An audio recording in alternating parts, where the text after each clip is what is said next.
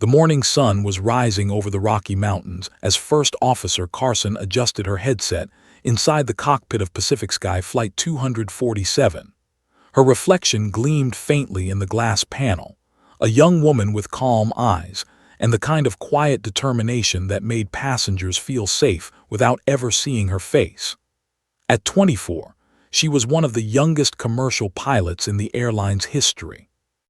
"Clear skies today," Captain Daniel Rhodes said, glancing out the windshield. He had the worn confidence of a man who had seen everything the sky could throw at him. 30 years of flying, thousands of hours logged, and an unshakable cool under pressure. "We'll be in Miami before lunch." Smiled. "As long as Florida behaves itself," she teased, checking the weather radar one last time. Everything was clear. No storms, no anomalies, just smooth air all the way east. The engines roared to life, a deep, steady thunder that always sent a chill down her spine. She loved that sound. It meant freedom, mastery, purpose. Outside, ground crew waved their final signals, and the aircraft began its slow, deliberate taxi toward the runway. Pacific Sky 247 cleared for takeoff, the tower confirmed. Rhodes pushed the throttles forward. The jet surged ahead, the runway lights blurring beneath them. His heart lifted with the nose of the plane as they ascended into the bright morning sky. The world below shrank until it was nothing but a patchwork of gold and white. Once they reached cruising altitude, Rhodes relaxed back in his seat. "You know," he said, "when I was your age I thought the sky would never scare me. Turns out it always does, just in different ways." Smiled politely, unsure if it was a joke. "That's comforting, Captain." He chuckled, sipping his coffee. "Don't worry, Carson. Today's your kind of day, quiet, predictable, smooth." But just as he said it, something shifted. It began as a faint tremor, a vibration so subtle most would missed it, felt it immediately through the yoke. "You feel that?" she asked, her tone calm but alert. Rhodes set his cup down, frowning. "Yeah, could be crosswinds." She checked the instruments. Airspeed steady, altitude perfect, autopilot engaged. Everything read normal. But the tremor came again, a low, uneasy shudder that rippled through the fuselage. The captain leaned forward, scanning the gauges. "We're clean," he muttered. "No turbulence reported in this corridor." Pressed her radio switch. "Control, this is Pacific Sky 247, requesting turbulence confirmation near flight level 300. Static, then silence." She tried again, still nothing. The communication screen flickered once, then steadied. "Probably just atmospheric interference," Rhodes said, though his tone didn't sound certain. The tremor grew stronger. Now the cabin lights flickered once, twice before stabilizing. Turned, glancing through the cockpit door. The flight attendants were buckling themselves in, eyes scanning the aisle nervously. "All right," Rhodes said, flipping a switch. "Sign on, let's play it safe." Obeyed, the small orange light blinked above each passenger seat. A few minutes passed. The shuddering stopped. Everything returned to calm. Rhodes exhaled slowly. "See, probably just." Then, without warning, the plane dipped hard. The nose dropped 5 degrees, and the autopilot disengaged with a sharp click. "Manual control," said quickly, gripping the yoke and leveling the aircraft. Her pulse pounded, but her hands were steady. "We're stable again." The captain adjusted the throttles, jaw tight. "Good catch." Outside, a distant flash of light rippled across a patch of blue sky. It wasn't lightning. There were no clouds anywhere near their altitude. Frowned, "Did you see that?" Rhodes didn't answer right away. His gaze stayed fixed forward, a strange look crossing his face. "Yeah," he said finally, "and it wasn't weather." The radar blinked briefly, then steadied. Every reading was normal again. Tried to laugh it off. Maybe a reflection. But Rhodes didn't smile. He leaned closer to the console, lowering his voice as if the air itself were listening. "Stay sharp," he said. "Something off." Nodded, feeling a cold shiver trace her spine. Below them the clouds looked peaceful. The passengers were calm. Everything seemed fine. But in the cockpit, something invisible had already begun to stir, something that would make this flight unlike any other she had ever flown. The first jolt hit without warning. A sudden, violent drop that sent the coffee from Captain Rhodes' cup splashing across the throttle panel. Gripped the yoke instinctively, heart pounding. "Turbulence?" she asked, her voice steady but her pulse racing. "Maybe," Rhodes replied, though his frown deepened. "Sign stays on." He flicked the intercom switch. "Ladies, and we're experiencing some unexpected turbulence. Please remain seated with your belts fastened." His voice was calm, confident, every bit the seasoned pilot the passengers trusted. "Check the radar." The bright green screen showed clear air, no storms, no fronts, not even wind shear. Yet the plane kept shaking like it was caught in invisible waves. "This doesn't make sense," she murmured. "No weather signatures anywhere near us." Rhodes leaned closer, eyes darting between instruments. "Check altitude hold. 30,000 and steady." The plane shuddered again, harder this time. Luggage bins rattled. Somewhere in the cabin, a passenger yelped. "Crosswinds," she offered. "Too high for that." He adjusted a dial, listening to the hum of the engines. Could be jet stream interference. But could see in his reflection. He didn't believe it. Outside, the blue sky had turned to a dull gray haze. Clouds seemed to form out of nothing, wrapping around them in layers. The bright morning vanished, replaced by dim, shifting mist. "Where did that come from?" she whispered. Rhodes' tone dropped to a whisper. "I've flown this route 100 times, never seen this pattern." He toggled the radio. "Air traffic control, this is Pacific Sky 247. Request confirmation on current weather conditions." Only static answered.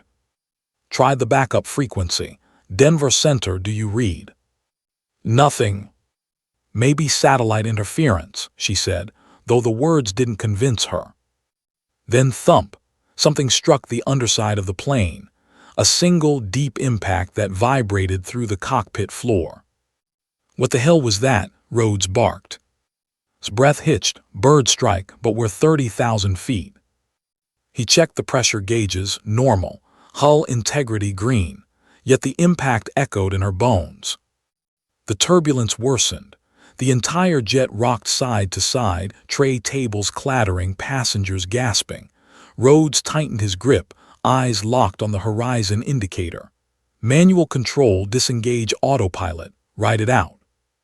Obeyed, feeling the aircraft resist like something was pushing back against her commands.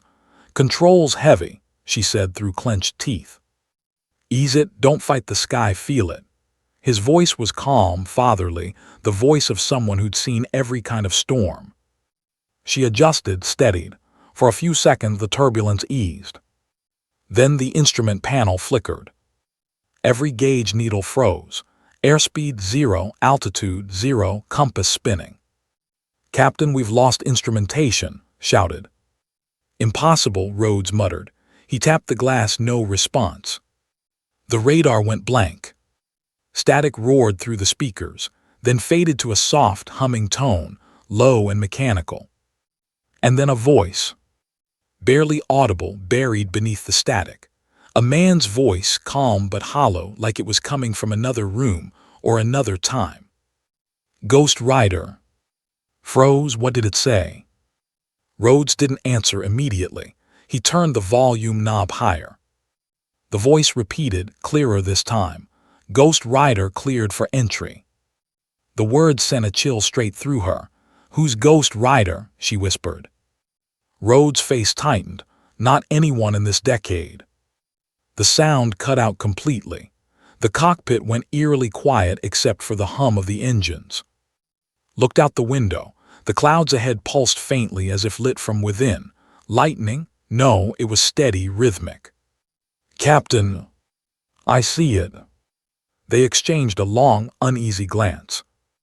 He reached for the radio again. "Control, confirm restricted airspace status. Are there any military operations in progress near Grid 98? The answer came in a burst of static, followed by another whisper, the same voice as before. "You've crossed the line." His heart jumped. Did that come from ATC? Rhodes slowly shook his head. No. The tremors eased, leaving the plane floating eerily still. No movement, no sound. Realized her fingers were trembling. Where exactly are we? Rhodes leaned back, eyes scanning the horizon, nothing but endless gray. "I don't know," he said quietly. "But wherever this is, we're not alone up here." For a moment, everything inside the cockpit was still. The engines purred at a steady hum, but the silence between and Captain Rhodes felt heavier than the sky pressing against their windows. The instruments were dead, blank screens, frozen needles, lifeless lights. Tapped one of the digital panels with her knuckle. "Systems glitch, maybe. We can try a power cycle." Rhodes nodded tightly. "Do it." She flipped the switches in sequence, the same way she'd practiced 100 times in the simulator. One by one, the displays went black, then flashed back to life. The radar rebooted, flickered green, and then something appeared. A small white dot. Stationary. Directly ahead. Frowned. "That's not a storm cell, it's not even moving." "Range?" Rhodes asked. "About 4 miles out, holding position." The captain leaned forward, brow furrowed. No aircraft should be at this altitude without coordination. He reached for the radio again, his voice firm but even. "Miami Center. This is Pacific Sky 247, requesting confirmation of nearby traffic at our 12 o'clock. Static answered again, then a brief faint hiss, like someone breathing. Turned to him. That wasn't background noise, was it? Before he could reply, the radar blip started moving. It shifted left, then right, then back again, quick, deliberate, like something alive. "It's responding to us," whispered. The captain's jaw tightened. There's no way a signal can do that. The turbulence suddenly vanished, leaving an unnatural stillness. The plane glided through the air as if suspended in water. Stomach twisted. Feels like pressure's changing. She checked the altimeter. It read 30,000 feet, but her gut told her they weren't holding altitude anymore. "Captain, our readings might be wrong." "I know," he said. "Visual scan, what do you see out there?" Pressed closer to the windshield. Beyond the glass, gray clouds stretched endlessly, but then through the mist a faint light pulsed. At first it seemed like a reflection. Then it moved. "Wait, there's something out there," she said. "Bearing 120. Rhodes leaned forward.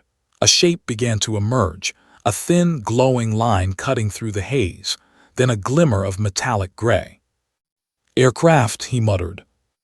The shape sleek, smooth, identical to their own A320 model, but its navigation lights were dead. No tail number, no insignia, just an empty silhouette gliding silently beside them. "Holy hell," breathed. "Is it military?" "No markings," Rhodes said, his tone now strained. "And it's matching our speed exactly." "Maybe it's reflecting us," she offered. But the moment she said it, the mystery jet veered left, sharply, cleanly, disappearing into the clouds. "Reflections don't move like that," Rhodes said. The radar blinked again. The blip reappeared, now behind them. His pulse quickened. "Captain, it's tailing us." "Throttle up 2%. Let's see if it follows." She did. The engines whined louder and the aircraft surged forward. Seconds later, the blip sped up to match. "Jesus," Rhodes muttered.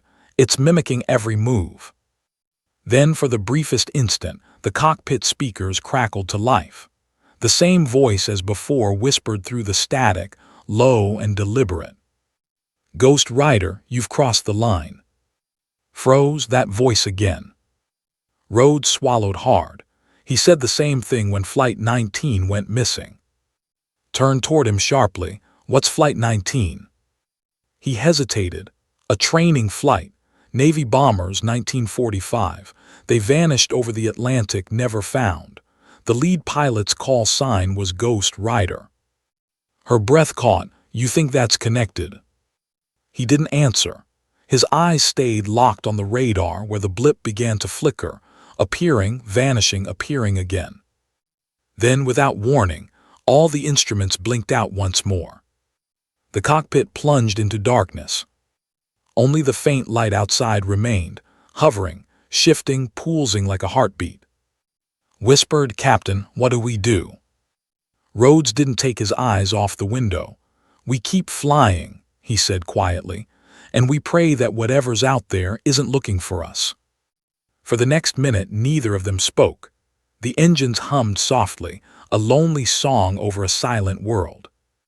Then from deep within the static, the voice returned one last time, barely a whisper. "Pacific Sky 247, you're not supposed to be here." Stomach dropped. "They know our flight number." Rhodes' voice was low, grim, and certain. "Then this isn't weather. It's something else entirely." Cockpit lights flickered, casting brief shadows across face. Her hands stayed tight on the controls, her breath shallow but steady. The aircraft floated through dense gray clouds, as if trapped in a dream where sound and distance lost meaning. Everything outside the windshield was a shifting wall of mist. "Altitude steady," she whispered, though her voice trembled. "Speed consistent at 250 knots." Rhodes didn't answer right away. His eyes darted between the radar and the horizon, expression unreadable. "We've lost GPS lock again," he said finally. "Our position isn't updating." "How is that possible?" "Could be electromagnetic interference," he muttered, scanning the dead compass. "Or something blocking the satellite signals." Glanced outside, but the haze swallowed everything. "Feels like we're flying inside a snow globe." Then out of nowhere, the turbulence returned, harder this time. The plane dropped sharply, throwing both pilots against their harnesses. Oxygen masks rattled above the cabin. "Stabilizers," Rhodes barked. "I've got it," pulled back on the yoke, her muscles burning as the aircraft leveled out.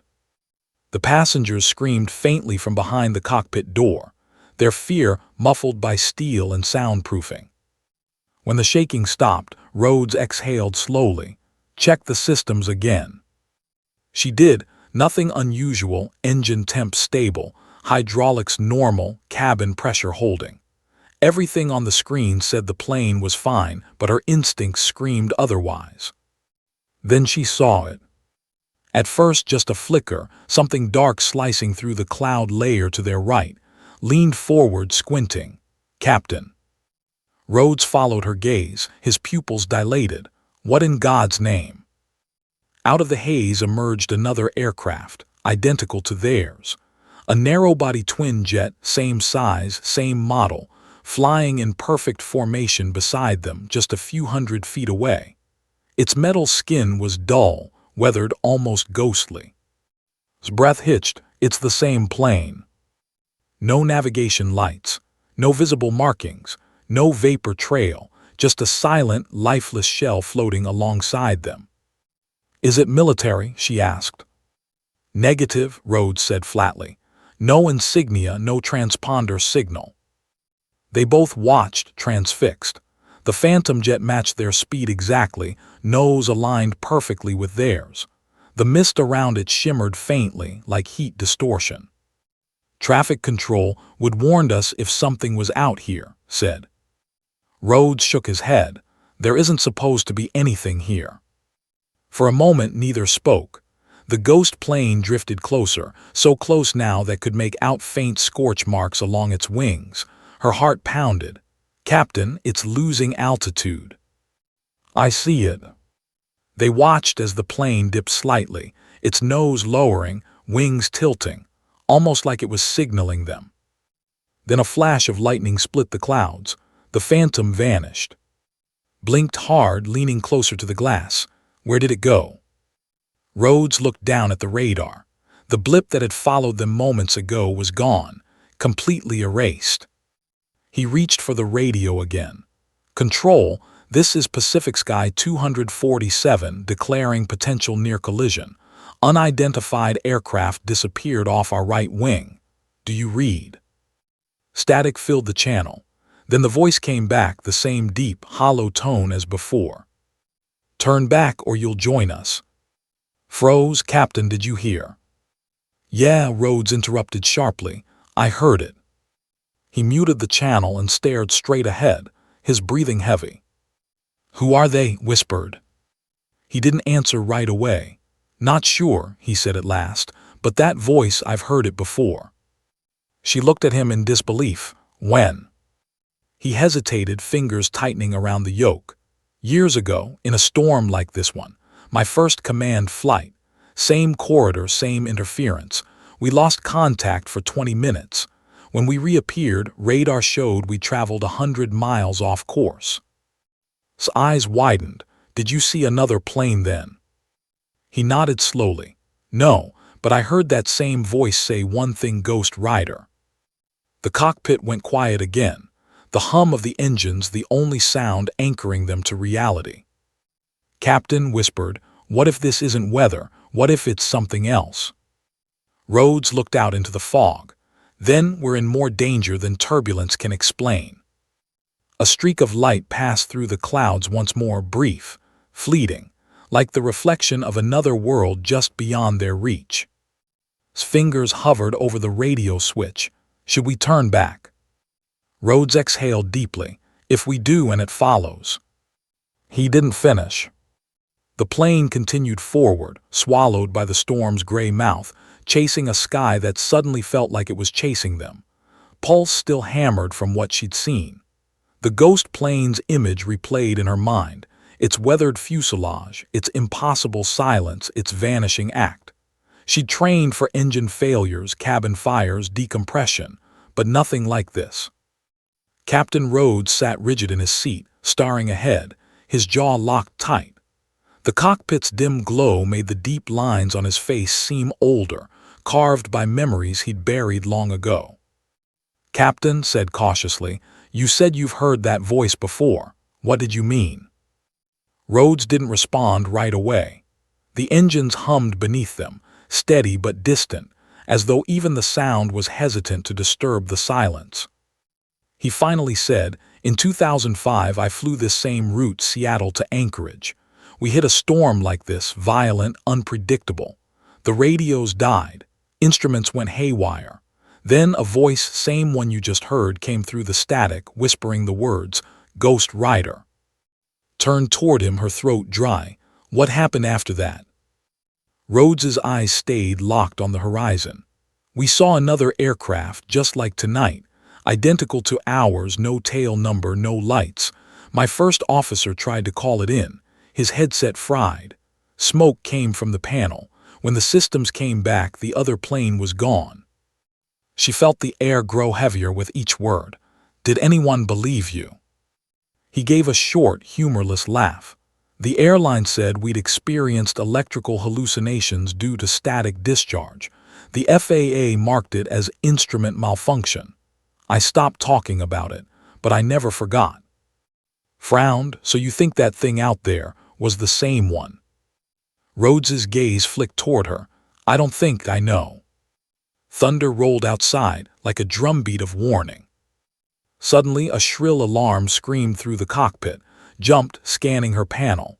Engine temperatures spiking, right engine. "Throttle down," Rhodes ordered. She pulled the lever halfway back, sweat prickling her forehead. The temperature warning blinked red, then steadied, as if teasing them. "It's fine again," she said, panting. Rhodes stared at the gauges. "That's no normal fluctuation." Turned to him. "Captain, what if this is connected? What if it's the same phenomenon?" He exhaled sharply, running a hand through his gray hair. "I've been asking myself that since the first time it happened. I thought maybe it was electromagnetic interference, but the weather data never lined up. The last time it occurred, Flight 419 disappeared from radar entirely for 7 minutes. Disappeared. "Yeah," he said quietly. "And when they reappeared, every clock in the plane was 7 minutes behind. Every watch, every phone, like time itself skipped." Stared at him, chills crawling up her spine. "What happened to that flight afterward?" He hesitated. They crashed 3 months later, Alaska, weather was clear, no mechanical failure ever found. The cockpit fell into an eerie quiet. The only sound was the low whir of the autopilot adjusting for turbulence. "Captain," she whispered, "do you think we're flying into the same zone?" "I think we already did." Then the lights flickered again, once, twice, before plunging the cockpit into near darkness. Only the emergency instruments glowed red. Rhodes reached for the flashlight on the dashboard. Backup power not responding. "Battery's dead too," said. Outside, lightning split the clouds. For a second the cockpit lit up, just enough for to see a reflection in the windshield. Another plane. The same ghostly outline now directly ahead of them, flying backward, its nose pointed straight at theirs. "Jesus," shouted, "it's in front of us." Rhodes grabbed the controls, disengaging autopilot. "Hold on."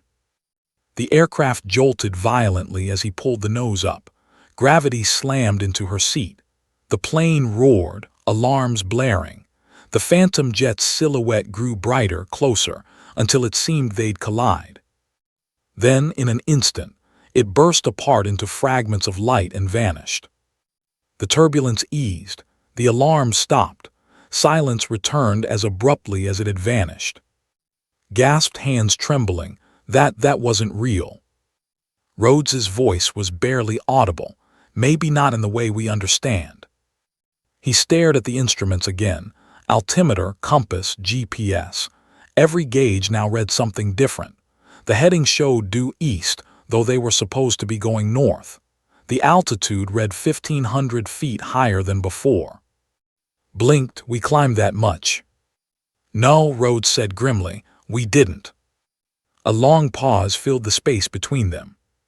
Finally, Rhodes whispered, "If that plane's real, it's leading us somewhere. But if it's not, maybe it's warning us not to follow." Outside, a faint orange glow appeared on the horizon, something flickering through the storm. "Captain," said, voice unsteady, "what's that?" He stared ahead, his expression tightening. "That's not city light. That's fire." The orange glow on the horizon pulsed like a heartbeat through the clouds, growing brighter as the aircraft cut through the storm. Squinted, unsure if it was lightning or something worse. Her instincts screamed danger, but the instruments gave no clue. Altitude steady, fuel stable, all readings normal. It didn't make sense. "Captain," she said carefully, "that's not lightning, it's constant." Rhodes leaned forward, eyes narrowing. "Looks like something burning, but at 30,000 feet. The light flickered again, closer this time, then split into two separate blazes moving in unison. His throat tightened. "They're not stationary, they're moving." Rhodes frowned. "Engines." "Too bright and wrong angle," she replied, voice shaking. "They're flying toward us." He reached for the radio. "Control, this is Pacific Sky 247. We have unidentified airborne lights approaching our altitude and vector. Please advise." Only static answered. Then faintly a voice emerged, drawn out, hollow, like someone speaking underwater. "Ghost Rider."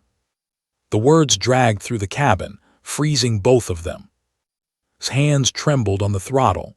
"Captain, that's the same voice."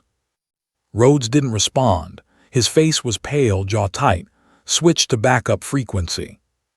She did, fumbling with the dial. Static again, then silence. The two orbs outside shifted formation, side by side, then began circling the aircraft like predators. Could see their reflection ripple across the wings, orange and red, like fire caught in motion. "They're tracking us," she whispered. "Maintain heading," Rhodes ordered, though his tone betrayed unease. Suddenly the plane lurched. Warning alarm screamed, altitude deviation, stall risk. "I'm losing lift," shouted. "Compensate," Rhodes barked. She pulled back, forcing the nose up. The engines howled in protest. The lights outside moved faster, streaking across the windows in fiery loops.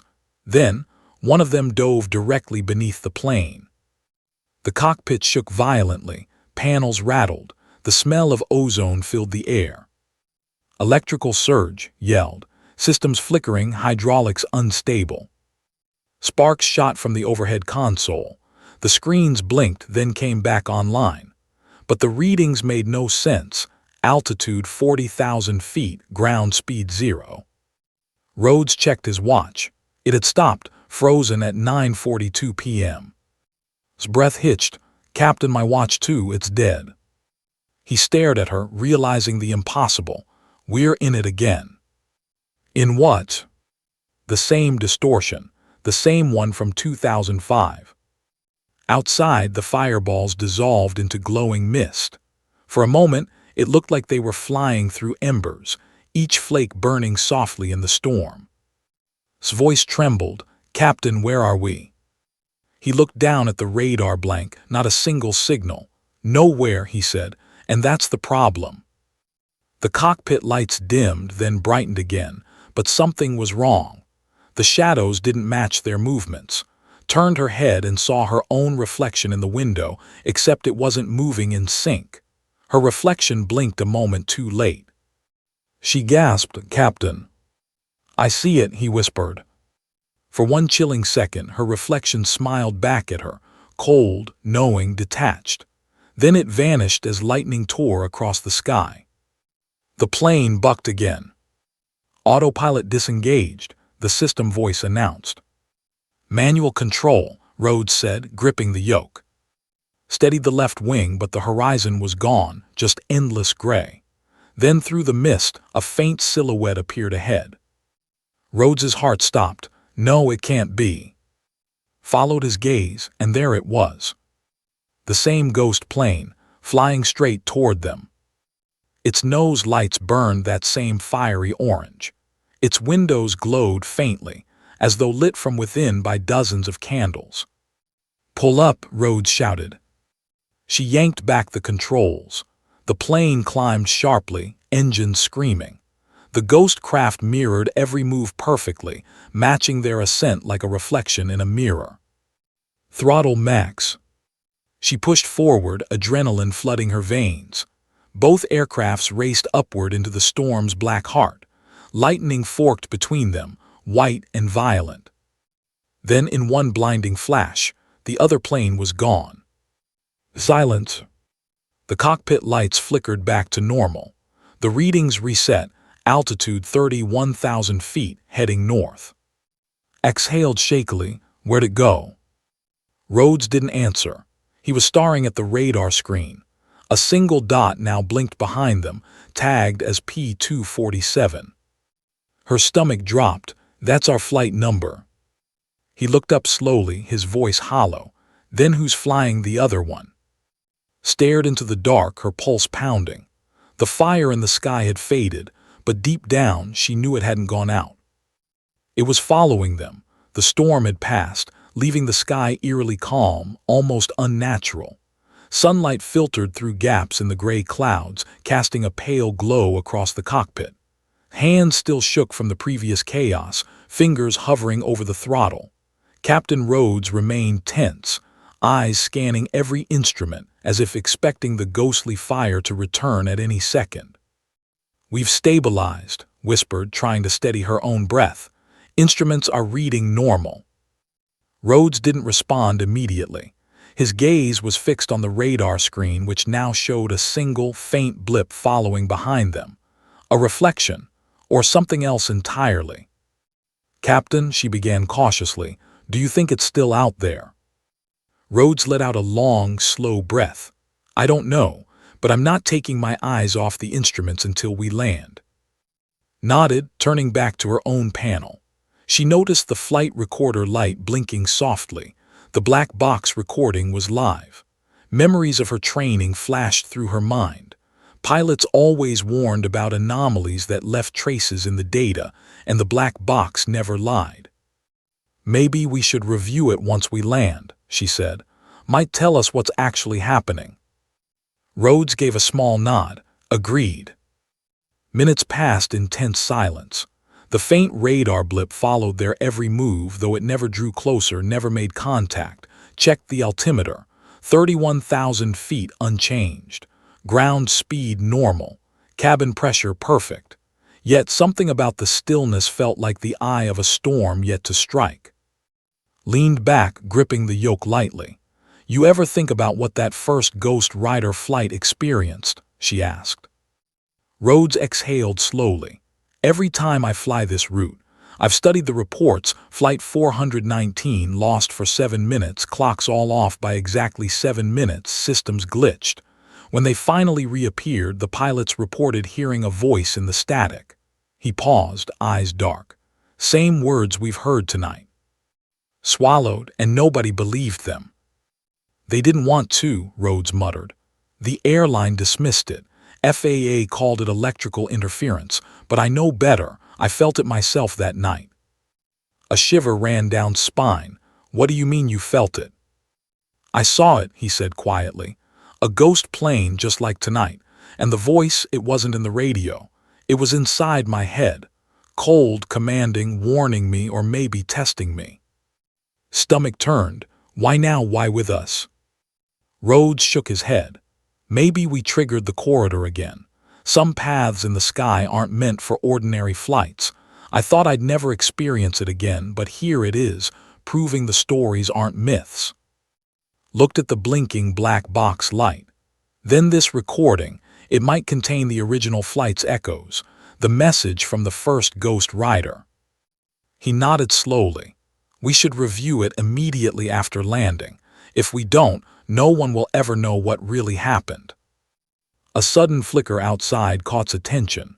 For a moment the mist seemed to form shapes, like shadowy wings extending across the clouds. She gasped. Rhodes turned. "Stay focused. We're almost out of this corridor." The plane descended gradually, instruments steady now. Those stomachs still churned from the earlier turbulence. Every shadow, every flicker outside, felt like a phantom echo of the first Ghost Rider flight. Leaned back, her hands resting lightly on the controls. "Do you think it's guiding us?" she asked, voice barely audible. Rhodes shook his head.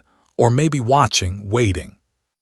The last stretch of clouds gave way to clear skies, Miami's coastline glimmering below. Squinted at the city lights, relieved. For now, the nightmare seemed behind them. But the black box blinked on, recording every heartbeat, every tremor, every whispered command. And somewhere deep within its memory, the echoes of Flight 419, the first Ghost Rider, remained alive. Realized that even if the skis above them were calm, the legend of Ghost Rider wasn't over. It had left a trace in time, and now in them. Rhodes exhaled, still gripping the yoke. "We survived, but we've brought something back with us." His eyes met his, "And if we don't understand it?" Rhodes' gaze drifted to the horizon, quiet and grim. "Then it will follow the next flight, until someone listens." The plane glided over the water, its shadow long against the ocean surface. Below, the waves sparkled innocently in the sunlight. Above, something unseen still lingered. Tightened her harness and whispered a silent promise. "We'll find out what it is." Coastline stretched ahead like a ribbon of gold and blue. Miami shimmered beneath the late afternoon sun, buildings reflecting light like glass towers of a distant city. For the first time in what felt like hours, allowed herself to exhale. The instruments had stabilized. The autopilot was re-engaged. Captain Rhodes didn't speak at first. His hands rested lightly on the yoke, but his eyes never left the horizon. Every muscle in his body seemed alert, as if waiting for the storm or the ghost plane to reappear. Glanced at him. "Do you think it's gone?" He didn't answer immediately. Finally, he said, "I don't know, but whatever it is, it's not attacking us. It's just observing." The thought sent a shiver down her spine. Observing, not warning, not hunting, simply existing. As they descended through clearer skis, the radar flickered for a brief second. Stiffened. One blip appeared, a faint, stationary dot hovering behind them, not moving, just there. Rhodes leaned forward. "That's all it is. One blip, it's not coming closer." Swallowed. "Do you think it will ever leave?" He shook his head. "Maybe, or maybe it's part of the sky now, part of that corridor." Below, the Atlantic sparkled under the afternoon sun. The city lights gradually grew more defined as they approached the airport. Control towers, taxiways, and distant planes lined the horizon. The normal hum of human activity was grounding, almost comforting after the strange world they just passed through. "Prepare for landing," Rhodes said, voice calm but steady.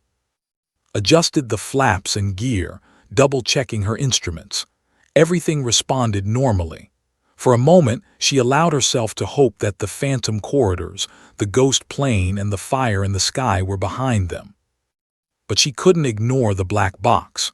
That small blinking light in the rear cockpit recorded everything: the anomalies, the voices, the turbulence, the ghostly aircraft. Its memory held more than just mechanical readings. It held echoes of the first Ghost Rider flight. And she knew as they touched down that those echoes would guide them if only someone listened carefully enough. The runway approached fast, aligned the nose and eased the throttles back. The landing gear touched the asphalt with a gentle thud, the tires squealing briefly. The plane rolled smoothly along the runway, brakes engaged, slowing their descent to a taxiing speed. "Welcome to Miami," she said quietly, more to herself than to anyone else. Rhodes gave a slow nod. "We made it." Ground control finally came back online. "Pacific Sky 247, Miami Tower, do you read?"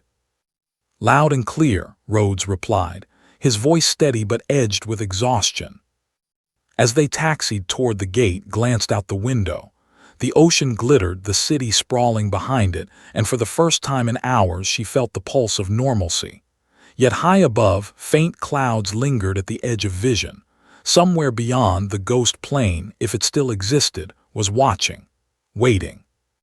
Once at the gate, passengers disembarked quickly, some chatting excitedly, others still shaken. Crew members hurried to service the plane, and Rhodes remained in the cockpit for a few minutes longer, eyes scanning the sky above. Rhodes finally turned to her. "We survived tonight because we followed protocol, stayed calm, and listened. But it's not just about surviving." He hesitated. "It's about understanding. One day, someone will need to know why it exists." Nodded, hands resting lightly on her thighs. "And we'll review the black box first. We'll find answers." A soft hum echoed from the rear of the cockpit, the black box continuing to record, storing every anomaly, every whisper, every flicker of light. Its memory was a testament, a bridge between the vanished Flight 419 and their own encounter. Stared out the window, watching the horizon. The sky was blue, peaceful, almost deceptively calm. Somewhere beyond, in the invisible corridors of the atmosphere, a presence lingered, a reminder of Ghost Rider. It was no longer just legend. It had a witness. Rhodes exhaled. "Let's go home." She smiled faintly. "Home," she repeated. But deep in her chest, she knew that the skis had changed forever, that some flights weren't just journeys from point A to B, some were lessons, tests, and warnings, echoing across decades, in voices carried by the wind and the static of black boxes. As they stepped out of the cockpit, stole one last glance at the clouds above. Faint orange flickers danced at the edges, vanishing into thin mist. And in that fleeting light, she thought she saw a plane, wings wide, flying silently into eternity. A legend had survived, and now so had they. The Ghost Rider had returned to the skis.